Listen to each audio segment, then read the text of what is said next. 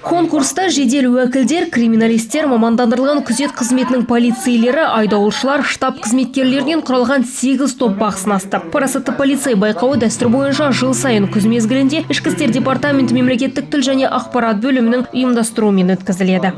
Вы знаете, что Елбасымыз мемлекеттік тілдің дамуына орасан зор көңіл бөлуде. Бұдан полицейлерде шет қалмауда. Біз әрдайым алдағы орындардан көрінеміз. Бүгінгі өткізіліп жатқан байқау соның айқын дәлелі. Топты таныстыру, үй тапсырмасы және нар тәуекел деп сайысы. Байқау 3 кезеңге бөлінді. Сайыс барысында әр топ полиция қызметі туралы сұрақ дайындаса, қарсыластары жылдам әрі қызықты жауап беріп, мемлекеттік тілді жақсы меңгергендіктерін көрсетуі тиіс болды. Нәтижесінде 3-ші орын мамандандырылған күзет қызметі басқармасының полицейлерінен құралған Ақсұңқар тобына, ал 2-ші орын Петропавл қаласы ішкі істер басқармасының Қызылжар қырандары тобына бұйырды. 1-ші орында айдауыл қызметі мен жылдам қимылдайтын жасақтың қызметкерлерінен құралған жігіттер тобы иеленді. Өзге ұлт өкілі қызметкерлер арасындағы номинацияда Ішкі істер департаменті техникалық қызмет басқармасының аға инспекторы Максим Шмонин жеңімпаз атанды. Парасатты полицей облысы байқауында 1-ші орынды иеленгені үшін жігіттер командасы марапатталады.